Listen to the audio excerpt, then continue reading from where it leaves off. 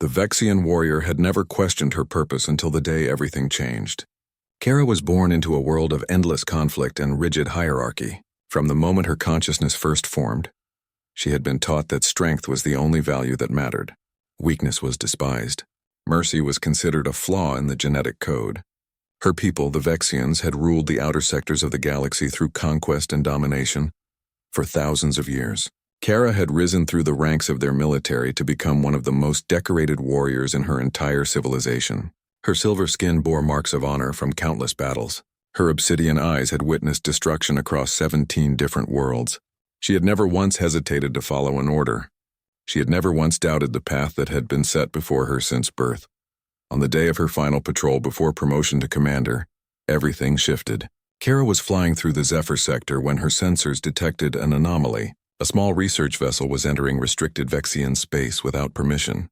Protocol dictated that she should destroy it immediately and report the incident to command.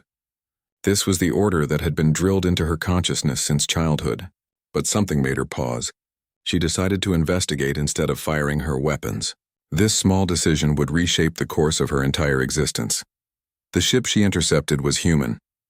Inside was a team of scientists from a distant planet called Earth. Their leader was a woman named Victoria. She was not a warrior. She was not built for combat. She was smaller and seemingly fragile compared to Kara's powerful frame. Yet when Kara boarded the vessel with her plasma blade drawn, Victoria did not cower in fear. Instead, she stood up and looked directly into the Vexian warrior's obsidian eyes. She introduced herself with a steady voice and asked if there was a way to negotiate. No one had ever tried to negotiate with a Vexian warrior before. Usually they either ran or they fought. Victoria did neither. She spoke about her mission to study the crystalline formations on the planets in this sector. She explained that her people meant no harm. They were simply explorers seeking knowledge. Kara had been taught that humans were primitive and simple creatures. She had been told that they lacked the intelligence to achieve any real advancement in science or technology. Yet standing in front of her was a woman who spoke with intelligence and clarity about complex botanical research. Victoria showed Kara images of Earth, of forests and oceans and mountains. She spoke about how her people cared for their world and tried to understand its natural systems. She talked about the beauty of life and the importance of learning from nature, rather than destroying it. For the first time in her existence, Kara considered that what she had been taught might not be entirely accurate. The moment did not last long. Vexian Command detected the unauthorized interaction and ordered Kara to destroy the human vessel immediately. She had been instructed to execute everyone aboard and report back to base. But Kara found herself making a choice that went against everything she had been trained to do. She did not fire her weapons. Instead, she warned Victoria about the incoming Vexian fleet. She told her to escape in her emergency pod and head for the planet below. Victoria tried to convince Kara to come with her, but Kara said that leaving would be seen as betrayal and would bring destruction down on the human woman anyway. Kara made the choice to stay behind and provide cover fire so Victoria could escape. The human woman tried to argue, but Kara was insistent. Victoria gathered her emergency supplies and boarded the escape pod. Kara stayed in the research vessel and piloted it directly toward the incoming Vexian ships. She fired at them with everything she had, drawing their attention away from Victoria's pod. The chase led downward toward the planet Zephyr 7. Kara knew she could not outrun or outlast the Vexian fleet, so she made the final choice that would seal her fate. She drove the research vessel directly into the incoming Vexian patrol ship, creating a massive explosion that destroyed both vessels. Kara's own ship went spinning down toward the planet's surface, crashing hard in the crystalline plains below. The Vexian fleet lost sight of Victoria's escape pod in the chaos and confusion. The human woman was safe, at least for now, and Kara was still alive, though she was now alone on an alien world, cut off from her people and facing a future that was completely uncertain. As her consciousness began to fade from the impact of the crash, her last thought was of Victoria's face and her question about whether there might be another way to live, beyond violence and war. When Kara woke in the smoking wreckage of her ship, she realized that she had crossed a line that could not be recrossed. The Vexian Command would be searching for her now, not to rescue her but to destroy her. She was now considered a traitor to her entire civilization. Everything she had been given, every honor she had received, every position she had earned through decades of loyal service was now gone. But strangely, Kara did not feel the crushing despair that she might have expected. Instead, she felt something that was entirely new to her experience. She felt the possibility of freedom. She felt the weight of her own choices pressing down on her. But she also felt something lighter underneath that weight. She felt hope. Kara emerged from the wreckage and began to assess her situation. Her emergency supplies were intact. Her communication system was damaged but might be repairable. She had water filtration equipment and weapons. She was trained to survive in hostile environments. She could last for weeks or even months on this planet if necessary. But what she really needed was to know if Victoria had survived her crash landing. She needed to know if the human woman had made it to the surface safely. Kara activated her emergency beacon at low power, hoping it would signal to the human research team that was supposed to be in orbit monitoring Victoria's progress. She also prepared her weapons, knowing that the Vexian search parties would be coming soon. She found a defensible position near the crash site and waited. Hours passed. The 3 moons of Zephyr 7 rose in the violet sky. The temperature dropped as night fell across the crystalline plains. Kara remained alert and watchful, her warrior instincts still sharp despite her betrayal of her people. Then in the distance she heard something. It was a voice calling out through the darkness. It was Victoria. The human woman had survived and was searching for her. Kara stood up and signaled her position with a small light. When Victoria finally appeared through the haze of the alien night, Kara saw that the human was injured but alive. Victoria ran toward her and the Vexian warrior caught her in her powerful arms.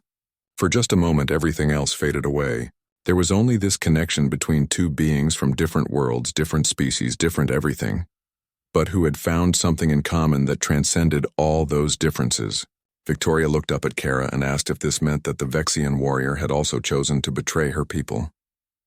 Kara nodded slowly. Yes, she said. She had made her choice. Whatever came next, she would face it not as a warrior serving a cruel civilization, but as someone choosing her own path. Victoria took Kara's hand and together they turned to look at the vast crystalline plains stretching out before them under the light of 3 alien moons. The future was uncertain and dangerous, but for the first time in her long life, Kara felt like the future was actually hers to shape. The cave they found provided shelter from the harsh winds of Zephyr 7.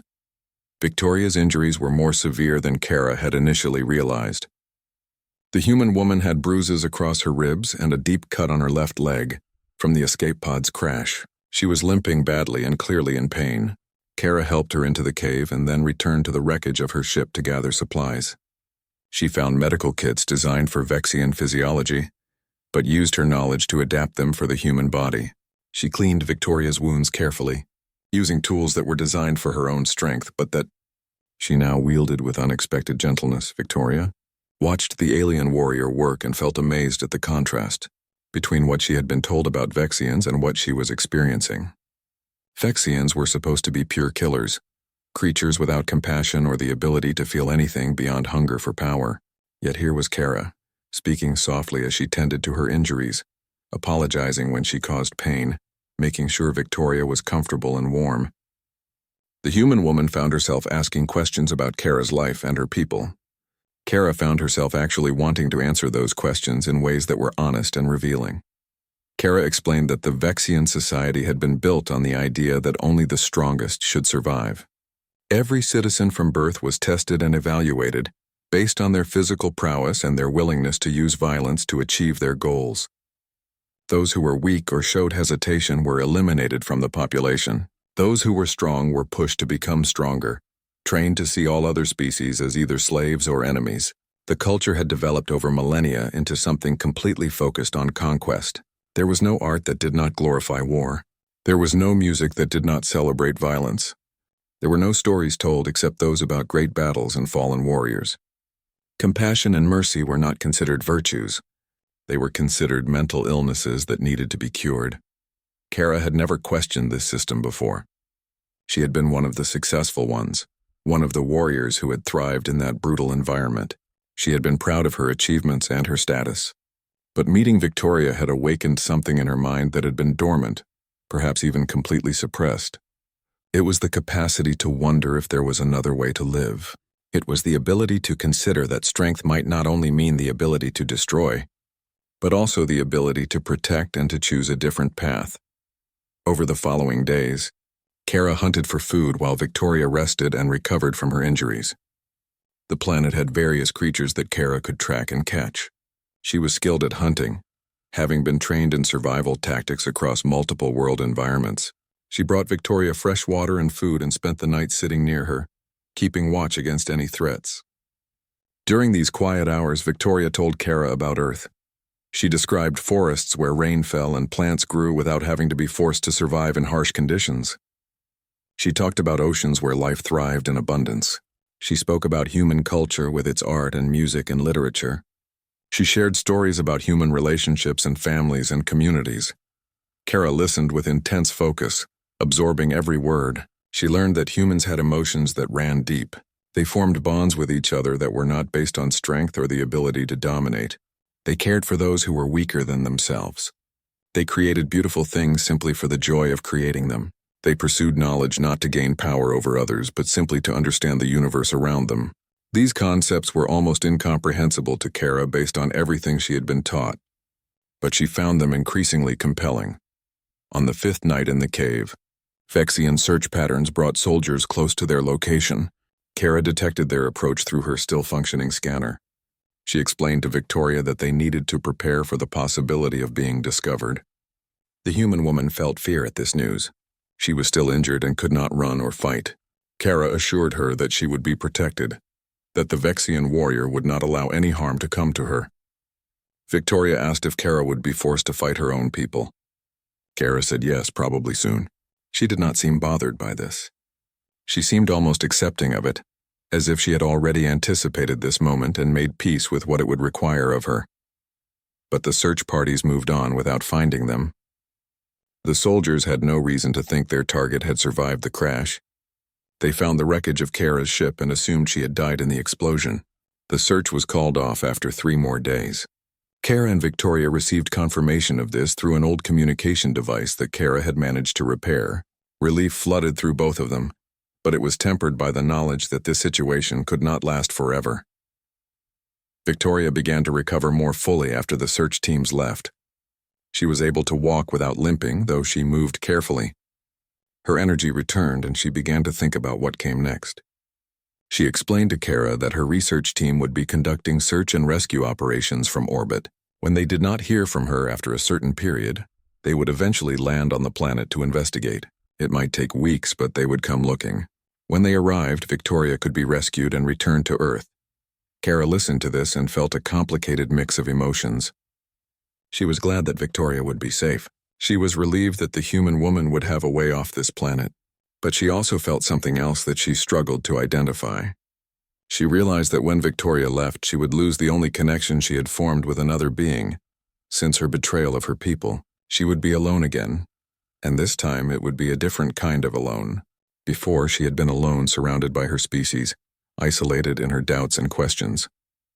Now she had experienced connection and understanding with Victoria. Being separated from that would feel like losing something precious. Victoria seemed to sense what Kara was feeling without being told directly. She took the Vexian warrior's hand and held it gently. She said that she had been thinking about what would happen when the rescue team arrived. She had been considering the possibility that Kara could leave this planet with her. Victoria explained that her people would want to know about Kara and hear her story. They would want to understand how a Vexian warrior had come to betray her entire civilization and save a human. Victoria believed that Kara could find a new home on Earth, a place where her strength and intelligence would be valued, but where she would not be forced to use them only for war. Kara felt something within her shift at these words. The future that had seemed so impossible and bleak suddenly opened up into possibilities that she had never allowed herself to imagine. The days on Zephyr 7 began to settle into a pattern. Kara and Victoria established a routine that allowed them to live together in the cave with a sense of purpose and structure. They worked together to improve their shelter, creating better insulation and organizing their supplies. Kara used her engineering knowledge to improve the water filtration system. Victoria used her botanical expertise to identify which local plants were safe to eat and which ones might be nutritious. They were building something together, a small functioning society of 2 people who came from completely different worlds and completely different ways of life, but this peaceful existence was disrupted by a discovery that Kara made while exploring. further into the cave system searching for any resources they might have missed. She found evidence of previous settlements in the deepest sections of the cave. Ancient artifacts and tools suggested that this planet had once been home to an intelligent civilization. Victoria was fascinated by this discovery. She wanted to explore and study these remnants to understand what had happened to the species that had lived here. Kara was less enthusiastic. She was worried about what else might be hidden in the deep caves. Her warrior instincts kept telling her that unexplored territory held risks. Eventually, Kara agreed to go with Victoria on a careful exploration of the lower caves. They took lights and weapons and moved slowly through the passages. What they found was both beautiful and tragic. There were structures carved into the cave walls, dwellings that had been shaped with precision and care. There were objects that appeared to be art, sculptures depicting creatures and landscapes. There were what appeared to be temples or religious structures, places where a civilization had gathered to celebrate whatever beliefs and values they had held. But everything was ancient and abandoned. There were no signs of life, nothing indicating what had happened to this species or how long ago they had disappeared. In one of the main chambers, they found what appeared to be a library of sorts. Information was recorded on crystalline tablets, a storage medium that had survived the millennia. Kara used her technological knowledge to carefully attempt to activate one of the tablets. To her surprise and Victoria's delight, the information was still intact. The tablet contained historical records, scientific texts, and what appeared to be philosophical writings. Victoria began to try to translate the language, working with Kara to understand the symbols and structures. Over the course of several days, they pieced together the story of this ancient civilization. They had been extremely advanced technologically. They had achieved space travel and had colonized other worlds. But something had gone wrong. Internal conflict had erupted. Wars had broken out on multiple worlds. The civilization had torn itself apart through violence and competition for resources. Eventually, the population had dwindled to almost nothing. The survivors had retreated to the caves on their home world, hoping to preserve their knowledge and their culture. But they had eventually died out, leaving only these remnants behind. Kara felt deeply affected by this discovery. She saw in this ancient civilization a reflection of what the Vexians were doing. The Vexian society was built on endless conquest and war, constantly expanding and constantly fighting. If the trend continued, Kara wondered if the Vexians would eventually follow the same path to destruction that this ancient species had followed. She shared this concern with Victoria. The human woman agreed that there seemed to be a pattern in the universe where civilizations built purely on war and domination eventually destroyed themselves. Victoria suggested that perhaps this discovery could be significant in ways beyond just understanding the history of this planet. If Kara was given the opportunity to share information about this civilization with human scientists and leaders, it might provide valuable perspective about the dangers of a culture devoted entirely to war.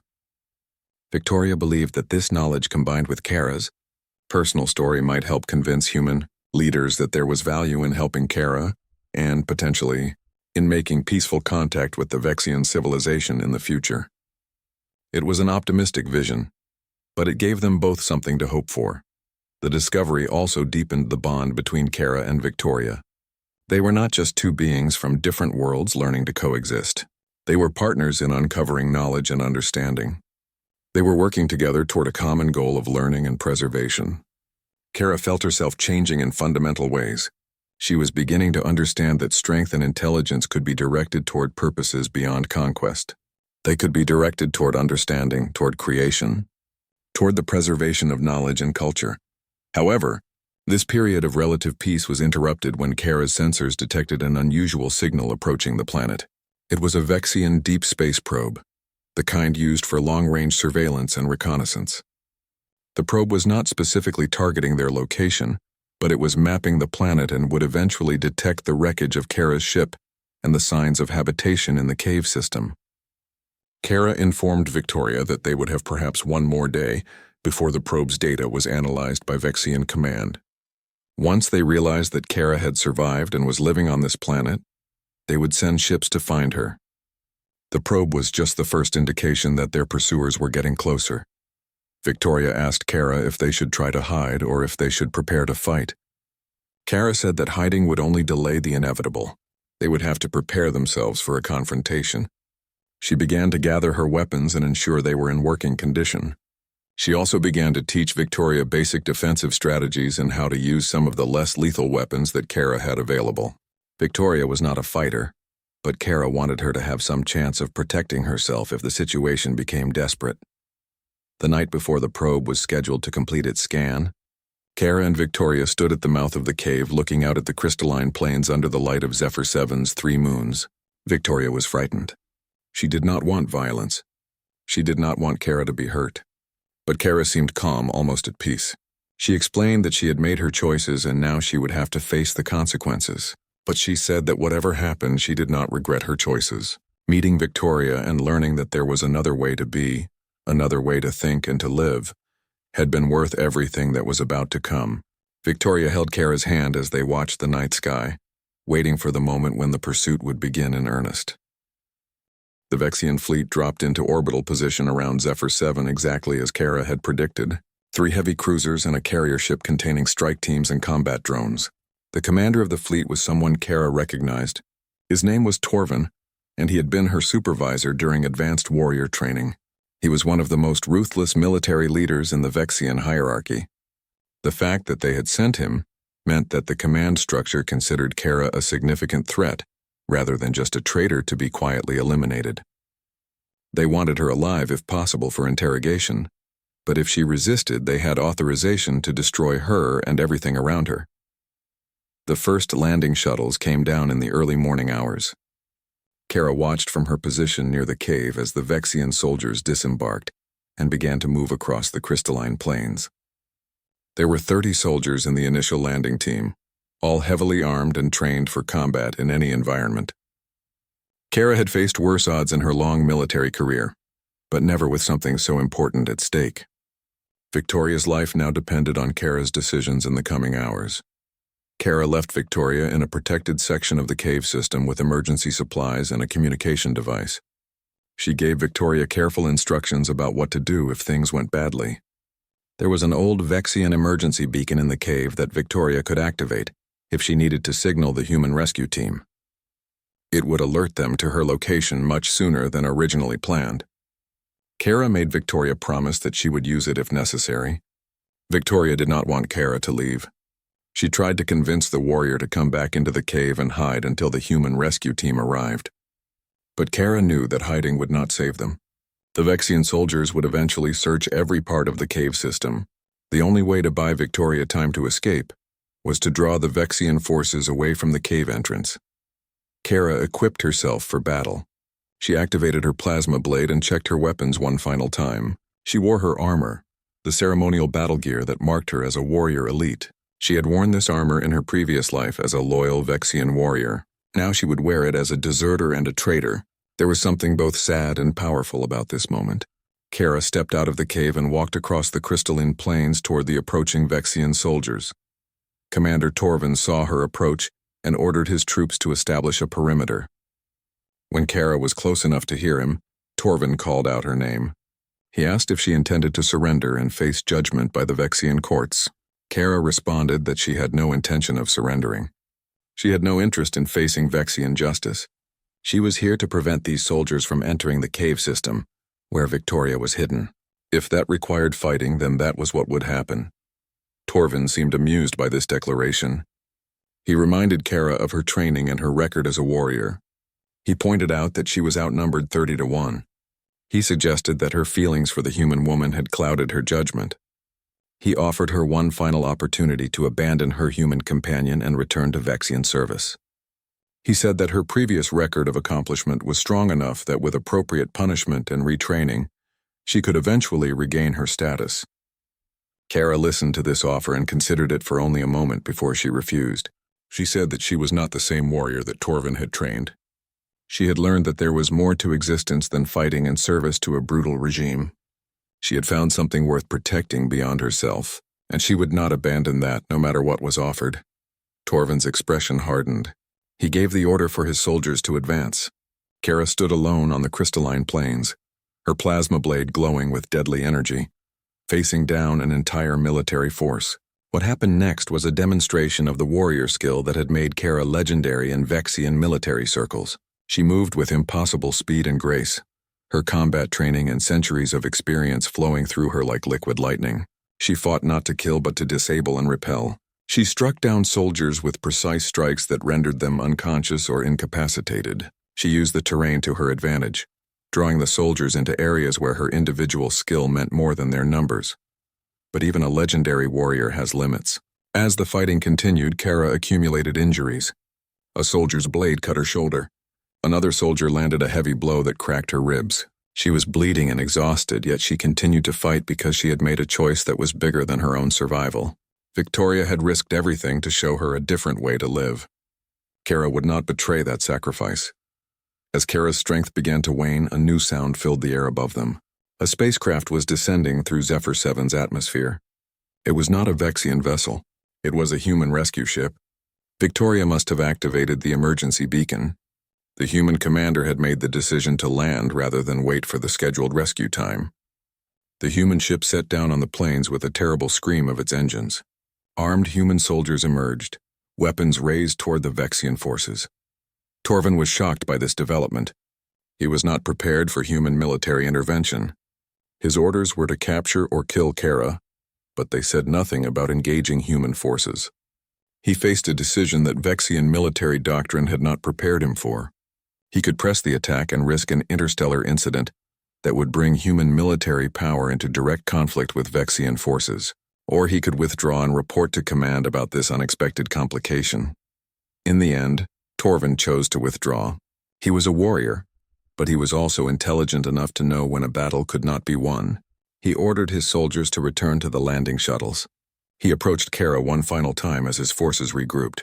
He told her that she had become something unprecedented, a Vexian warrior who had chosen a different path. He said that command would want her dead now for reasons of principle alone, but he also said something unexpected. He said that what she had done was showing courage in a way that even Vexian military culture could respect. It was the courage to stand against the entire power of her civilization and choose something different. As Torvin returned to his shuttle, he looked back at Kara one more time and nodded with something that might have been respect. Victoria ran from the cave the moment she realized the human rescue team had arrived. She pushed through the pain of her still healing injuries and moved as fast as she could toward the human soldiers. When she saw Kara standing on the battlefield, badly wounded and surrounded by fallen Vexian soldiers, she cried out with relief and fear mixed together. Human medical personnel rushed to assist both women. They placed Kara in restraints at first, unsure of whether the alien warrior posed a threat. But Victoria immediately explained everything to the rescue team commander. She told them about Kara's choice to save her life. She spoke about the betrayal of her own civilization that Kara had made. She described the ancient civilization they had discovered and what it meant. She explained that Kara was not an enemy, but an ally who deserved protection and assistance. The human commander listened carefully to Victoria's account. He was a woman named Margaret, experienced and pragmatic. She made the decision to release Kara from the restraints and have her treated for her injuries alongside Victoria. Margaret authorized the activation of diplomatic protocols. She explained to Kara that she would be given asylum on Earth, and that her status would be determined through proper legal channels. But the immediate priority was getting both women to safety and medical facilities where their injuries could be properly treated. During the flight back to the human research station in orbit, Kara was placed in a medical pod designed for advanced alien physiology. Human doctors worked alongside information that Kara provided about Vexian biology to ensure that the treatment would be effective. Victoria sat with Kara as much as she was allowed to, holding her hand during the painful procedures. As Kara healed, she began to understand more fully what she had sacrificed and what she had gained. She had given up her status, her position, her entire civilization. The Vexians would forever view her as a traitor and a disgrace to her species. She would never return to her people. She would never hold rank or authority in her world. She was permanently exiled from everything she had known since her consciousness first formed. This was a loss so profound that it threatened to overwhelm her when she allowed herself to truly consider it. But what she had gained was equally profound.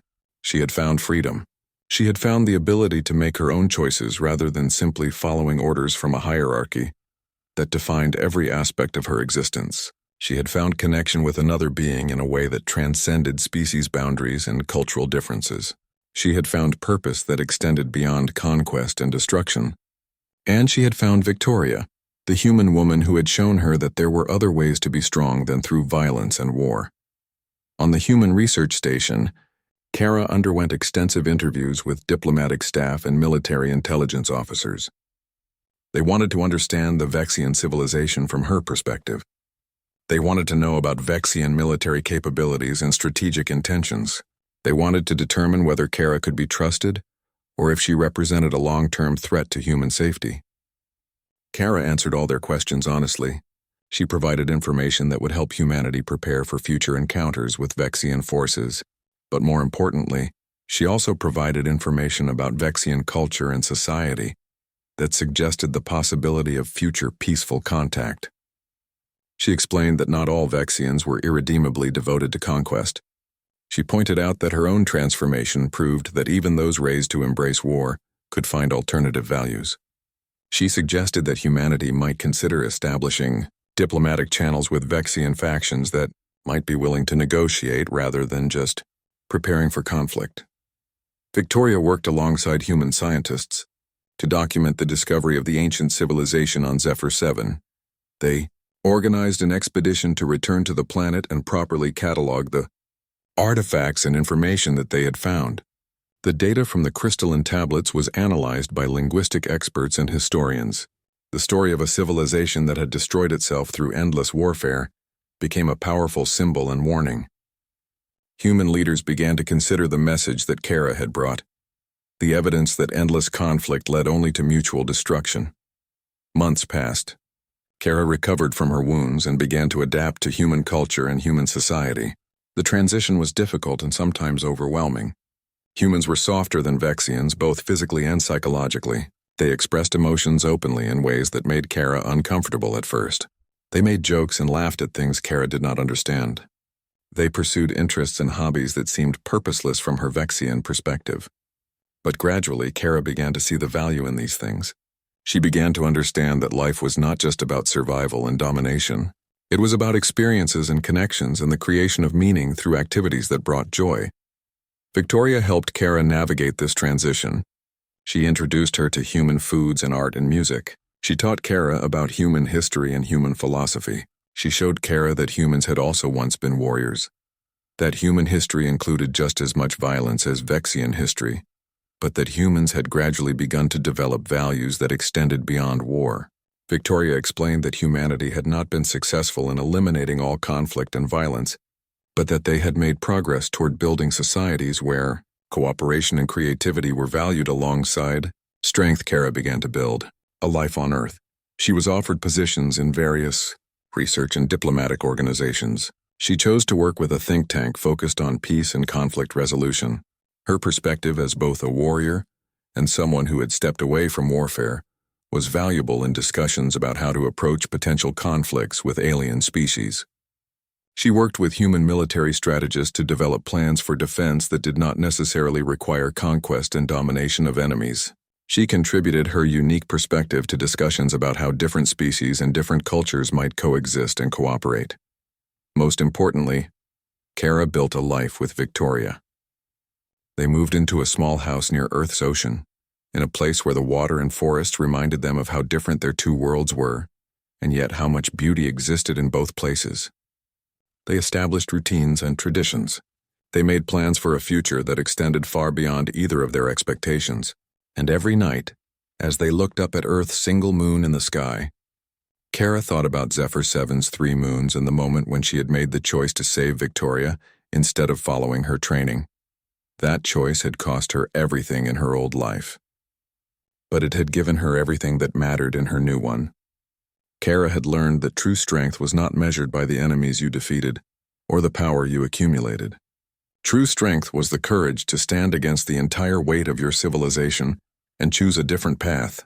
True strength was the ability to see beyond your own survival and protect something you loved.